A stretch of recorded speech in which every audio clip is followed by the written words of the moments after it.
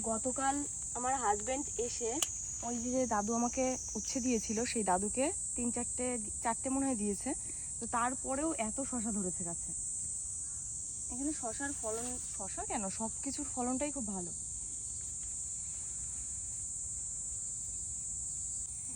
এখানে চাষ না করলে, চাষ বলতে আমার এই যে বাগানটা তৈরি করেছি, এটা না করলে আমরা বুঝতেই পারতাম না যে এই মাটিটা এত ভালো। এই মাটিতে যাই লাগানো হয় না কেন তারই ফলন খুব সুন্দর আর কি।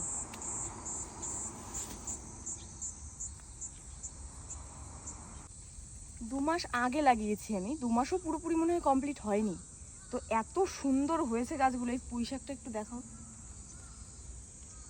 এই পাতা এক একটা আমার মুখের সাইজের হয়ে গেছে। এই যে এটা এখন কাটবো না, যখন এই যে এক প্যাকেট ভরে শশা নিয়ে যাচ্ছি। এখানে 10-12টা তো হবেই।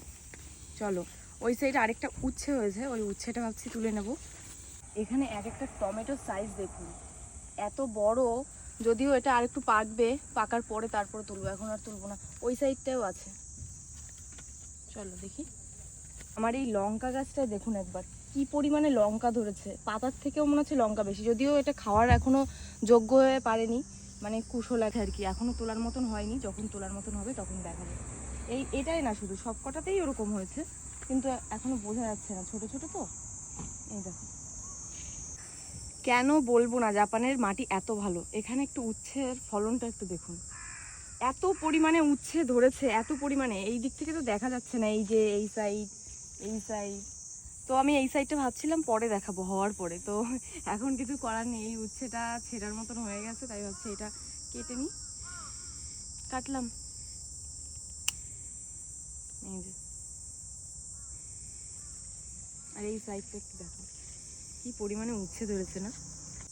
দেশে থাকলে তো কোনো গাছপালা আমি লাগাতাম না, বিদেশে এসছি বলে সবজির মর্মটা বুঝি এখন। আগে তো সবজি কি উচ্ছেটাও পর্যন্ত খেতাম না, আর এখন এই নিজের হাতে লাগিয়েছি, নিজের হাতে ছিঁড়ে এই সবজিটা রান্না করে খাওয়ার মজাটা একদম আলাদা। এই মজার কথা মানে ভাষায় প্রকাশ করা যাবে না। যখন নিজের হাতে লাগানো গাছে এই সবজিগুলো দেখি তখন আমার সব ক্লান্তি দূর হয়ে যায়, সত্যি কথা। মানে কি বলবো, এত কষ্ট, অবশ্যই কষ্ট তো হবেই, কারণ এই যে এইগুলো লাগানো শুধু লাগিয়ে ছেড়ে দিলে হয় না। এই যে এখন জল দিয়ে এই সবজি তুলে নিয়ে তারপরে যাচ্ছি। তো এখন বাজে প্রায় 6:30-7টা বাজে।